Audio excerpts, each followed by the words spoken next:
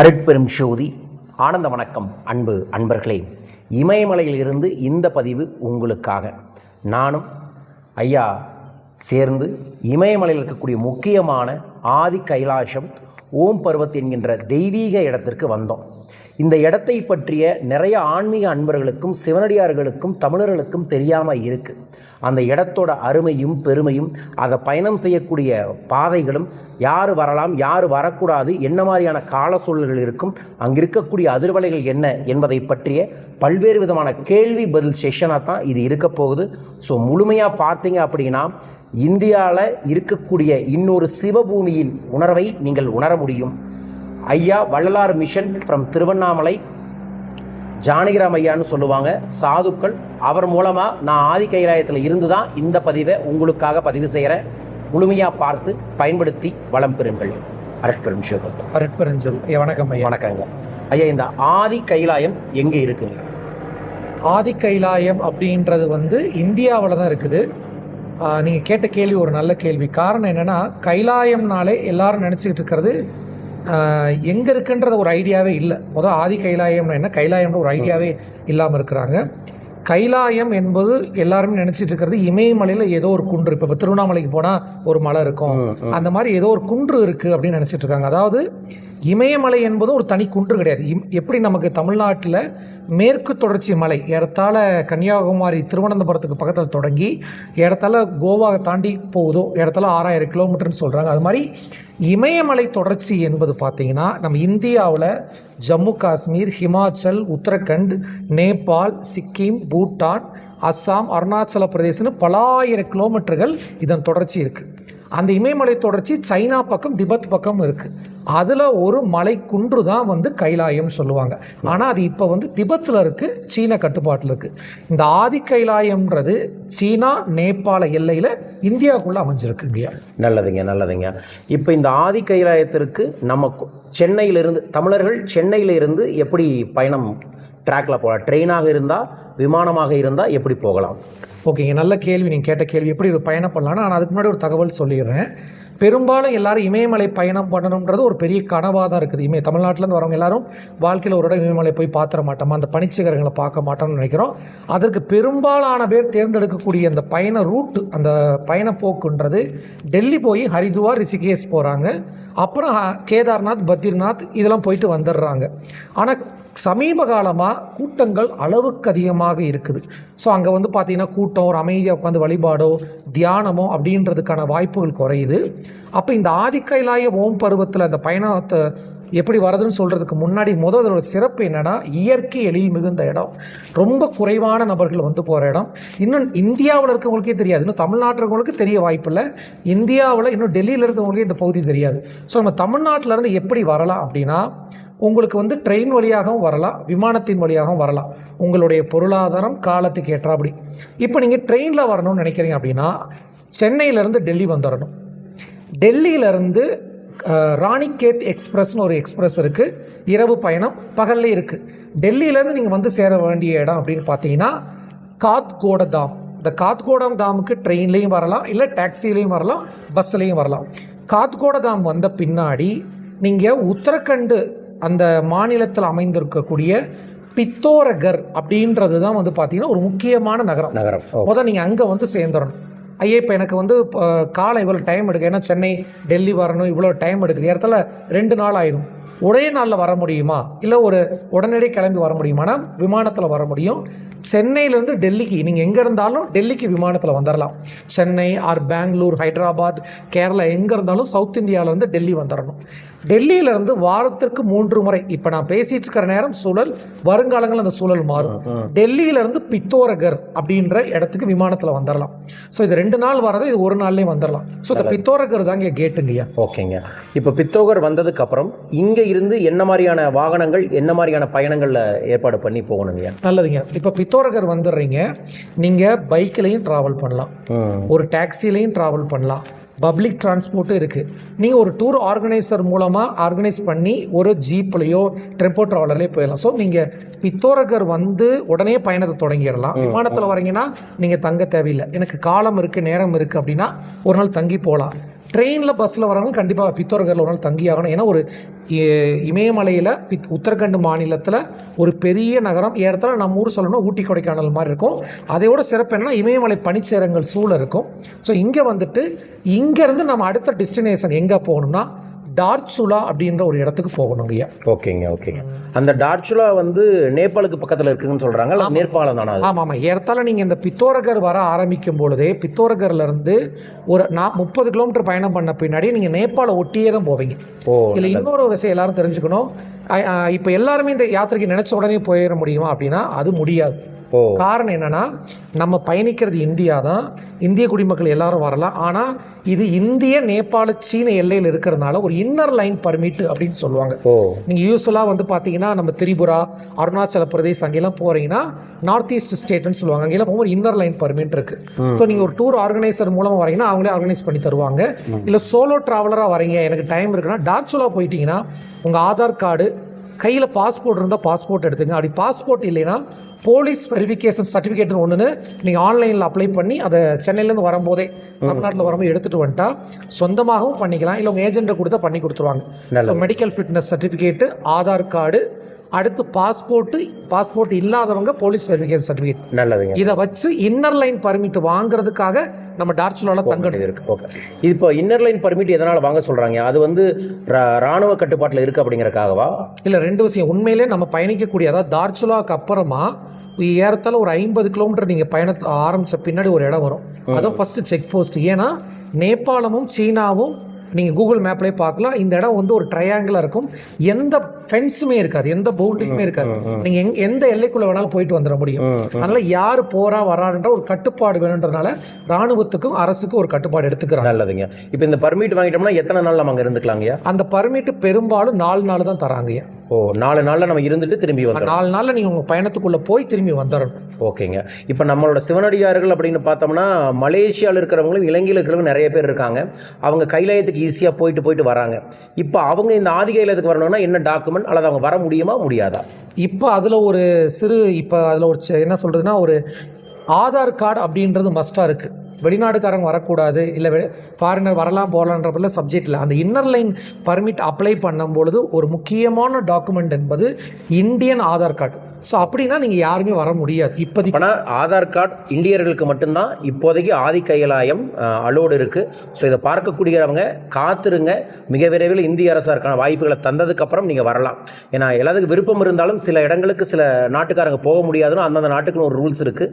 So இங்கே ஆதி கைலாயத்திற்கு மற்ற நாட்டவர்கள் வர முடியாது. இந்தியர்களாக இருந்தால் ஆதார் கார்டு அப்படிங்கிற ஒரு விஷயத்தில் தான் வர முடியும்.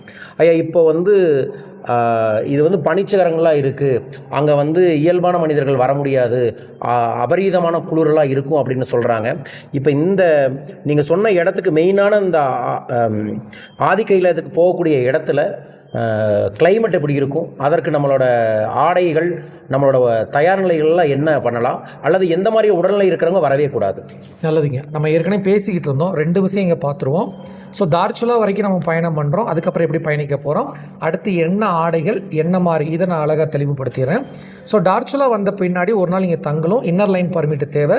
டார்ச்சுலாவில் என்ன ஒரு சிறப்பு அப்படின்னு பார்த்தீங்கன்னா, நம்ம வந்து நடுவில் ஒரு சின்ன ஆறு ஓடும். இந்த பக்கம் இந்தியா, அந்த பக்கம் நேபாள். ஐயா, நான் ஃபாரினே போனதில்லை, வெளிநாடே போனதில்லை. வெறும் ஆதார் கார்டு இருந்தால் ஒரு 5 நிமிஷத்தில் நீங்கள் பாலத்தை கடந்து நேபாள் போயிட்டு திரும்பி உள்ள நடந்து வந்துடலாம். அந்த ஒரு அற்புதமான ஒரு அனுபவம் ஒரு புவியியலாக புதுசாக வர மக்களுக்கு ஒரு அனுபவத்தை கொடுக்கும். பாஸ்போர்ட்டும் இல்லாமல், வீசா இல்லாமல் ஒரு நாட்டுக்குள்ளே போயிட்டு வரலாம். அது முடிச்ச பிறகு அந்த இன்னர் லைன் பர்மிட்டை வச்சு தான் நம்ம டிராவல் பண்ண போகிறோம். இன்னர் லைன் பர்மிட்டும் வேணும். அடுத்து முக்கியமாக இந்த மாதிரி இமயமலை பகுதிகளில் பயணம் பண்ணும் பொழுது திட்டமிடுதல் அப்படின்றது ரொம்ப ரொம்ப முக்கியங்க. கண்டிப்பாக. திட்டமிடாத பயணம்ன்றது வந்து பெரும்பாலும் இளைஞர்களுக்கு ஓரளவுக்கு மேனேஜபிளாக இருக்குமே தவிர ஓரளவுக்கு 45-50 வயசுக்கு மேலே இருக்கிற எல்லாரும் பயணம் திட்டமிட்டு தான் வரணும். இதில் என்னென்னா இமயமலை பனிச்சிகரங்களாக இருக்கிறதுனால குளிர் அவசியமாக இருக்கும். இன்னொன்று நான் சொல்ல விரும்புகிறேன் என்னன்னா, இது எல்லா நேரமும் நீங்கள் ட்ராவல் பண்ண முடியாது. இமயமலையில் நிறைய பேர் பார்த்தீங்கன்னா இந்த கேதார்நாத், பத்ரிநாத் மற்ற இடங்களுக்கெல்லாம் கூட இந்த இமயமலைக்கு பயணம் பண்ணும்போது ஜூலை, ஆகஸ்ட், செப்டம்பரில் பயணிக்கிறாங்க. நீங்கள் கூட சமீபங்களில் டிவி நியூஸில் பார்க்கலாம். உத்தரகாண்டில் மழை, வெள்ளம், லேண்ட் ஸ்லைடுன்னு ஒரு பயமான பிறகு பயணத்தை தவிர்த்துடுறாங்க. இப்போ இந்த இதுக்கு பெஸ்ட் டைம் ஆஃப் யூஸ்வலாக இமயமலை பகுதிகளில் ஜூலை, ஆகஸ்ட், செப்டம்பரில் பயணிக்காதீங்க. நிறைய பேர் சார்தாம் யாத்திரை போகிறவங்க கூட பயணிக்கிறாங்க. ஏஜென்ட் சொல்கிறாங்கன்னு சொல்லிட்டு தயவு செய்து என்னோட ரெக்கமெண்டு இமயமலை பகுதிகளில் ஹரித்வார் ரிஷிகேஷ் வரைக்கும் போங்க. மற்ற இடங்களுக்கு போகாமல் இருக்கிறது சிறப்பு. ஏன்னா இமயமலை நம்மளை மேற்கு தொடர்ச்சி மலை மாதிரி ஒரு கெட்டித்தன்மை உடையது கிடையாது. அது கடலுக்குள்ளே இருந்தது பல லட்சம் ஆண்டுகளுக்கு முன்னாடி கண்டங்கள் நகர்வில் உருவானது தான். அது வந்து மணலாக இருக்கிறதுனால வந்து நிறைய பனி சரிவுகள் இருக்கும்.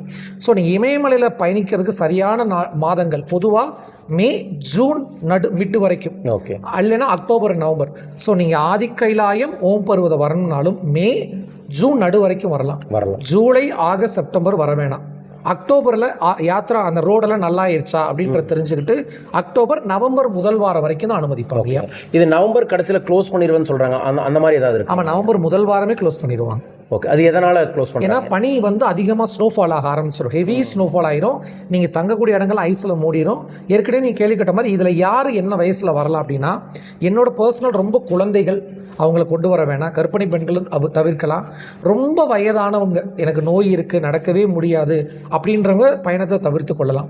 மற்ற எல்லாருமே பொதுவாக என்னுடைய ரெக்கமெண்டேஷன் ஒரு 2 மாதமாவது ஒரு 48 நாட்களாவது தினசரி நடைப்பயிற்சி, சுவாச பயிற்சி, உணவு கட்டுப்பாடு, இதில் உங்கள் உடலையும் மனதையும் தயார்படுத்திக்கிட்டு குளிர்கால ஆடைகள் என்பது இன்றைக்கி குறைந்த விலையிலேருந்து அதிகமான விலை வரைக்கும் நிறைய நிறுவனங்கள் ஆன்லைனில் கிடைக்கிது. அதை முறையாக ப்ராப்பராக பிளான் பண்ணிட்டு வந்தீங்கன்னா எந்த சிரமமும் இல்லாமல் உண்மையிலேயே நம்ம தமிழர்களுக்கு இந்தியாவில் நம்ம இன்றைக்கி பார்த்திங்கன்னா இதை ஆன்மீகமாகவும் பார்க்கலாம், நான் ஒரு இமயமலை பனிச்சகரங்களை இயற்கை ரசிக்கிறவரும் பார்க்கலாம், புவியியலாக ஜியாகிரபிக்கலாக நான் இப்படி ஒரு இடத்த பார்க்கணுன்றவங்களும் வரலாம். இதுக்கெல்லாம் நீங்கள் இன்றைக்கி யூரோப் போகணும், பல நாடுகளுக்கு போனால் லட்சக்கணக்கில் செலவானாலுமே வீசா ப்ராசஸ் உங்களுக்கு எல்லாருக்கும் தெரியும், கிடைக்குமான்னு தெரியாது. அதை இந்தியாவில் நம்ம சொல்லக்கூடிய பித்தோரகர், டார்ச்சுலா, முன்சியாரி, குஞ்ச், ஆதிக்கைலாய், ஓம் பருவதம் நிறைய பேர் வர ஆரம்பிக்கல. ரொம்ப கண்ணுக்கு அற்புதமான இடங்கள், உயரமான பனிச்சிகரங்கள். இதை பார்க்கும்போது இறைவனோட எவ்வளவு பெரிய அற்புதமானவன், இவ்வளவு படைப்பை பார்த்து பிரம்மாண்டம் வரும். அதனால குளிர்கால ஆடைகள் கண்டிப்பா வேணுங்கய்யா. அடுத்து நீங்க ஏதாவது ஒரு கம்பெனி கூடயோ, இப்ப நம்மளே பார்த்தீங்கன்னா யாத்திரை நம்ம வந்து தொடர்ந்து 2 வருஷமா கூட்டு போயிட்டு இருக்கிறோம், ஆலோசனையோட சேர்ந்து வாங்க, அதுதான் ரொம்ப சிறப்பாக இருக்கும். ஓகேங்க. நம்ம பெரியவங்க எப்பவுமே சொல்லுவாங்கங்க, குருவோட ஒரு ஆன்மீக பயணம் போகும்போது வந்து பயணத்துக்கு பலன் இருக்கும். ஸோ இப்போ வள்ளலார் மிஷன் சார்பாக என்ன பண்ணுறாங்கன்னா, ப்ராப்பரான ஒரு டூர் பிளானு, அதற்கப்புறம் குரு வழிபாடுகள் மூலமாக பக்தி பூர்வமாக பக்தி யோகத்தில் தான் கூட்டிகிட்டு போகிறாங்க. அதனால் குருபலம் இருக்கிறங்காட்டிக்கு அந்த யாத்திரை வந்து நல்லபடியாகவே அமையும். அதனால் அதை மனசில் வச்சுக்கோங்க. இப்போது கைலாயமெல்லாம் போனோம்னா நம்ம வந்து ஒரு 10 கிலோமீட்டர் 20 கிலோமீட்டர் நடக்கணும், குதிரையில் போகணும்னு பயங்கரமான சவால்கள்லாம் சொல்கிறாங்க. அதனாலே நிறைய பேர் போகாமல் இருக்காங்க. ஆதி கைலாயத்திற்கு அந்த மாதிரி சவால்கள் இருக்குங்களா? நல்ல கேள்விங்க. ஏன்னா அந்த ஆதி கைலாயம்ன்றது ஆதி கைலாயத்தோடு நின்றால் ஓம் பருவதம், ஆதி கைலாயம் ஓம் பருவதம் 2 இடத்த பார்க்க போகிறோம். கைலாயம் நான் ஏற்கனவே சொன்ன மாதிரி சீனாக்குள்ளே இருக்கும். இது ஆதி கைலாயம்னா என்ன அப்படின்னா, நீங்கள் கைலாயத்தினுடைய அந்த மலை வடிவம், பெரிய வடிவம், இதை ஆதி கைலாயம்னு சொல்லலாம், சோட்டா கைலாசம்னு சொல்லலாம். இன்னொரு நீங்கள் முக்கியமான விஷயம், இப்போ நம்ம சொல்லக்கூடிய பயணம் அந்த பாதை தான் ஆதியில் இந்தியாவிலிருந்து நடந்தோ குதிரையிலையோ இந்த பாதையில் தான் போயிருக்காங்க. இப்போ நம்ம நேபாள் போய் சீனா போகிறோம் இல்லைங்களா, அந்த பாதை நம்ம பயன்படுத்தவே இல்லை. நம்ம இந்தியர்கள் உத்தரகண்ட் வழியாக இதில் தான் நடந்தோ பயணம் பண்ணியிருக்கிறாங்க. கோவிட்டுக்கு முன்னாடி வரைக்கும் இந்திய அரசு இதை பயன்படுத்தி கொடுத்துருக்குறாங்க. ஸோ அப்போ வந்து இந்த சோட்டா கைலாஸ் ஆதி கைலாயன்றது நீங்கள் கைலாயத்தினுடைய மொழி வடிவமும் மேலே டாப்பில் இருக்கும். ஸோ இது ஆதி கைலாஸ், செகண்ட் கைலாஸ், சோட்டா கைலாஸ்ன்னு சொல்லுவாங்க. அடுத்து ஓம் பருவதம். இதில் வந்து பார்த்தீங்கன்னா உண்மையிலேயே நடக்கிறது ரொம்ப குறைவுங்க, குறைவு தான். நீ கேதார், பத்ரி இதெல்லாம் கம்பேர் பண்ணால் நடக்கிறது குறைவு. ஆனால் நீங்கள் அந்த கேதார்நாத்தில் இருக்கிற மாதிரி ரொம்ப கடுமையான பயணம் இல்லாமல் ஆதி கைலாயத்தினுடைய அந்த பேஸ் கேம்ப் ஜோலி கவுண்ட் சொல்லுவாங்க, அங்கேருந்து ஒரு 7 கிலோமீட்டர் மொத்தம் வரும். ஸோ நல்ல ஒரு சிறு வயதாக இருக்கிறீங்க, நடக்க முடியும்னா தாராளம் நடக்கலாம். ஆனால் 7 கிலோமீட்டர்னாலும் ரொம்ப கடுமையாக இருக்கும். குதிரைகளும் அங்கே வாய்ப்புகள் இருக்குது. இல்லை குதிரையும் வேணாம் நடக்கவும் வேணாம்னா அந்த பேஸ் கேம்ப்ல இருந்தே நீங்கள் உட்காந்து மெடிடேட் பண்ணிட்டு அந்த வியூவை பார்க்க முடியும்.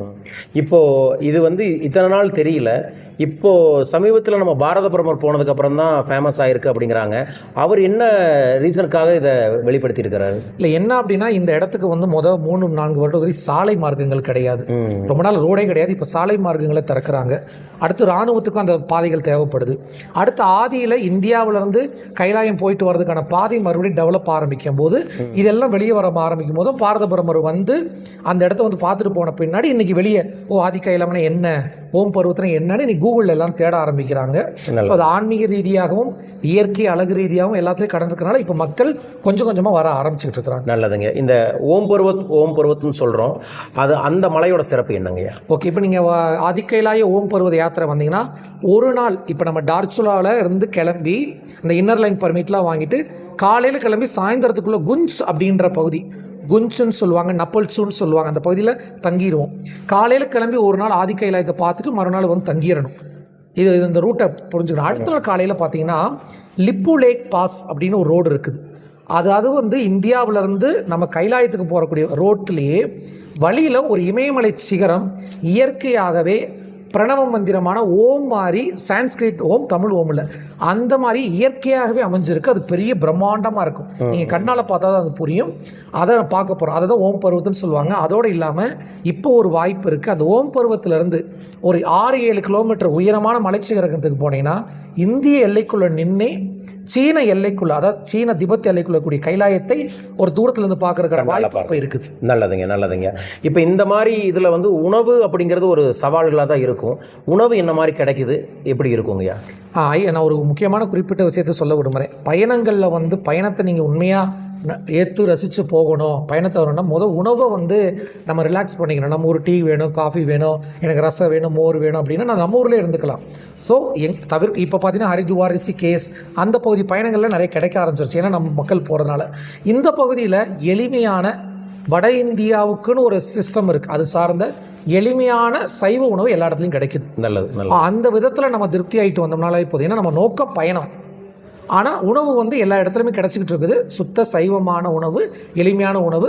வட இந்தியா தெரியும் உங்களுக்கு, தால், ரைஸு, சப்பாத்தி, இதுக்குள்ளே எல்லா இடத்துலையும் கிடைக்குது. நல்லதுங்க. இப்போ இந்த மாதிரி இடத்துக்கு வரோம், குறைவான மக்கள் இருக்கக்கூடிய இடம், எதிர்பாராமல் உடல்நிலையில் ஏதாவது பிரச்சனை ஆயிடுச்சுன்னா இங்கே மருத்துவமும் ஹாஸ்பிட்டல் அதுக்கான வசதி ஏதாவது இருக்குங்களா? இருக்குங்க. அதாவது 100% வசதி குறைவாக இருக்குது. அதாவது ஏன்னா நீங்கள் பயணிக்கக்கூடிய பகுதிகள் எல்லாம் ரொம்ப ரிமோட்டான ஏரியா. ஆனால் அங்கெல்லாம் ஆர்மி பேஸ் கேம்ப் இருக்கிறதுனால அங்கே மருத்துவர்கள் இருக்காங்க, உடனடியே பண்ணுறாங்க. ஆனாலுமே நம்ம இப்போ யாத்திரையில் நம்ம என்ன பண்ணிடுறோன்னா என்னென்ன மாத்திரை எடுத்துகிட்டு போகணும். ஏன்னா அது வந்து நம்ம பெரும்பாலும் தென்னிந்தியாவிலேருந்து வரும்போது வெப்பமான பகுதி, ஆக்சிஜன் நிறையா இருக்கும். இது போக போக கடல் மட்டத்திலேருந்து 10,000 15,000 போகும்போது ஆக்சிஜன் ரொம்ப கம்மியாக இருக்கும். அந்த ஆக்சிஜன் குறைவாக இருக்கிற போது வரக்கூடிய ஹை ஆட்டிடியூட் சிக்னஸ்ன்னு சொல்லுவாங்க. தலைவலி, வாந்தி எடுத்தல், படபடப்பு, இதுக்கெல்லாமே நம்ம சில மெடிசன்ஸு, ஃபர்ஸ்ட் எய்ட் மெடிசன்ஸு, ஆக்சிஜனுக்கான இஷ்யூஸ்லாம் சரி பண்ணிடுறோம். அதனால ரொம்ப தவிர்க்க முடியாது இருந்தால் என்ன பண்ணிடுறோம்னா உயரம் குறைவான இடத்துக்கு உடனே திருப்பி அனுப்பிச்சிடுறோம் நம்ம. நல்லதுங்க. இப்போ இந்த மாதிரி ஒரு யாத்திரை சென்னையிலிருந்து வந்து திரும்ப சென்னைக்கு போகிறதுக்கு ஓவராலாக என்ன ஒரு ஆவரேஜ் பட்ஜெட் வந்து வருங்கய்யா, விமானம் அப்படிங்கிறத மட்டும் வச்சுக்கிட்டா? விமானத்தில் நீங்கள் வந்து போகிறீங்க. அதே நேரம் இதில் ரொம்ப முக்கியம், நிறைய பேர் இந்த பொருளாதார பட்ஜெட்லன்னு வரவங்க அவங்க ஓனாக பிளான் பண்ணிக்கலாம். ஏன்னா ஒரு நல்ல வண்டி வேணுங்கய்யா. நம்ம முழுக்க பயணம் பண்ண போகிறது இமயமலை, அது நல்ல வாகனம் இல்லைன்னா கண்டிப்பாக அது ரொம்ப கஷ்டம்.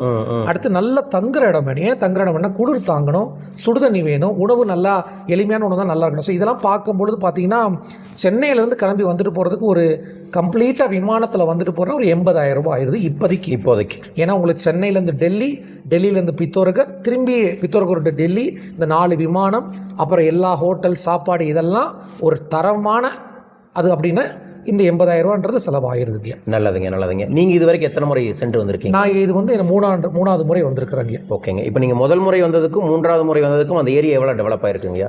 வேகமாக டெவலப் ஆகிட்டு வருது. 3வது முறை பயணிக்கிறனால நான் அதை நல்லா புரிஞ்சுக்க முடியுது. அதில் இருக்கிற மைனஸ் ப்ளஸ் என்ன, எப்படிலாம் டைம் சேவ் பண்ணலாம். நம்ம சின்ன செலவுக்காக சில இது தவிர்ப்போம். விமானத்தவே நம்ம என்ன பண்ணுவோம், இவ்வளோ ஏன் செலவு பண்ணி தவிர்ப்போம். ஆனால் சுற்றி வரும்போது நீங்கள் தங்கி வரும்போதெல்லாம் பார்த்தீங்கன்னா விமானத்திலே வந்திருக்கலாமான்லாம் தோணும். ஸோ இதெல்லாம் அனுபவத்தில் புரிஞ்சுக்கிட்டதை நம்ம எக்ஸ்பிளைன் பண்ணுறோம். நல்லதுங்க. இப்போ நீங்கள் ஆண்டுக்கு 2 முறை இந்த யாத்திரை ஆர்கனைஸ் பண்ணக்கூடிய வாய்ப்பு தரீங்க.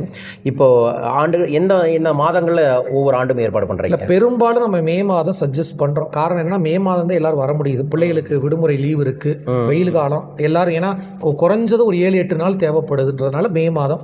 அப்புறம் அக்டோபர்லேயும் பண்ணுறோம். ஆனால் அக்டோபரில் கொஞ்சம் குளிர் அதிகமாக இருக்கும், விடுமுறை கம்மின்றனால அப்போ வர முடியாதவங்க வராங்க. ஸோ அக்டோபர் மேல எப்போ வாய்ப்பு இருக்கோ அப்படி நம்ம கூட்டு போகிறோம். ஸோ இது வந்து கடந்த ஆண்டு அக்டோபர் வந்தோம், இந்த ஆண்டு மே, இப்போ இந்த ஆண்டு அக்டோபரில் வந்திருக்கிறோம் நம்ம. நல்லதுங்க. இப்போ நீங்கள் சேவை செய்து கொண்டு இருக்கக்கூடிய இந்த வள்ளலார் மிஷனை பற்றி சுருக்கமாக எங்களுக்கு ஒரு விளக்கங்கள் தாங்க. ரொம்ப சந்தோஷங்கய்யா. நம்ம வந்து திருவண்ணாமலையில் வள்ளலார் சன்மார்க்க சங்கம் அப்படின்றத நிறுவி அருள் திரு பாபு சாத் ஐயா வந்து ஒரு 30 ஆண்டுகளுக்கு முன்னாடி நிறுவி இன்றைய வரைக்கும் தொடர்ந்து தர்மசாலை, அதாவது பசிப்பினி நீக்கக்கூடிய அந்த பணி தொடர்ந்து நடைபெற்று வருகிறது. ஒரு நாளைக்கு ஒரு 500-600 பேருக்கு உணவு கொடுத்துட்டு வந்துட்டு இருக்கிறோம் ஐயா. அடுத்தபடி இலவச சித்த வைத்திய முகாம் நடத்திக்கிட்டு இருக்கிறோம். வள்ளல் பெருமானினுடைய பயிலரங்கங்கள், தியான முகாம், சத் சங்கம், அடுத்தபடி மாத வழிபாட்டுக்கு, மாத பூசத்துக்கு வடலுக்கு கூட்டு போயிட்டு வர்றது, தைப்பூசத்துக்கு மக்களை அழைச்சிட்டு போயிட்டு வரதுன்னு சொல்லி சன்மார்க்கம் சார்ந்த சேவைகளை ஒரு சாதுக்கள் குழுவாக இருந்து கிட்டத்தட்ட 28 ஆண்டுகளாக நம்ம இந்த பணிகள் பண்ணிகிட்டு இருக்கிறோம். ஸோ யாருனாலும் திருவண்ணாமலை வாங்க, நம்ம இடத்துல தங்குற வசதிகள் வாய்ப்புகள் இருக்குது, அவசியம் வரலாம். எல்லாமே இலவசமாக தியான வகுப்புகள்லேருந்து, யோகா வகுப்புகள்லேருந்து இலவச வைத்திய முகாமும் நம்ம நடத்திக்கிட்டு இருக்கிறோம். நல்லதுங்க, நல்லதுங்க. ரொம்ப ரொம்ப சந்தோஷங்கய்யா. இந்த அற்புதமான இடத்துல இருந்து இந்த பதிவு செய்ததற்காக நன்றி. அன்பர்களே, வள்ளலார் மிஷனோட வெப்சைட்டோட டீட்டெயில்ஸும் நான் டிஸ்கிரிப்ஷனில் உங்களுக்காக மென்ஷன் பண்ணுறேன். நாமும் அவர்களோட இணைந்து தான் கடந்த 10-15 ஆண்டுகளாக பயணம் செஞ்சுக்கிட்டு இருக்கோம். வரும் காலத்தில் இந்த மாதிரி யாத்திரையை இணைந்து செயல்படுத்தலாம்ங்கிற எண்ணங்கள்லையும் இருக்கும். நீங்கள் முன்கூட்டியே திட்டம் தீட்டி இந்த மாதிரியான நிகழ்வுக்கு வந்து பார்க்கலாம். கண்டிப்பாக உங்கள் வாழ்க்கையில் ஒரு மிராக்கிளுக்கான, ஒரு மேஜிக்கான ஒரு இடமாக இந்த ஆதி கைலாயம் இருக்கும். இமயமலையிலேயே நீங்கள் ஒரு வாரம் இருக்க ஆரம்பித்தீங்க அப்படின்னாவே நம்மளோட ஆன்மீக அதிர்வலையோட பலத்தை நீங்கள் பெற முடியும் என்பது தான் இதோட சிறப்பே. ஸோ இதை பற்றியான விவரங்களை மேலும் ஏதாவது தெரிந்துக்கணும்னா கீழக்கூடிய தொலைபேசி எண்களை தொடர்பு கொள்ளுங்கள். மீண்டும் ஒரு அற்புதமான ஆனந்தமான பதிவில் உங்கள் அனைவரையுமே சந்திக்கின்றேன். உங்கள் சார்பாகவும் நமது குபேரபீடம் சார்பாகவும் சாது ஜானகிராம் ஐயா அவர்களுக்கு கோடான கோடி நன்றியை தெரிவித்துக் கொள்கின்றோம். அவர்களின் சேவைகள் கோடி கோடியாய் உலக மக்கள் அனைவருக்கும் கொண்டு போய் சேர்ந்து தயவும் அன்பும் ஆனந்தமும் அருட்பெரும் ஜோதி ஆண்டவரின் ஆசீர்வாதத்தால் பெருக வேண்டுமென மனதார பிரார்த்திக்கின்றோம். வாழ்க வையகம், வாழ்க பணமுடன். நன்றிகள் கோடி. அருட்பெரும் ஜோதி. நன்றி. அனைவருக்கும் வணக்கம்.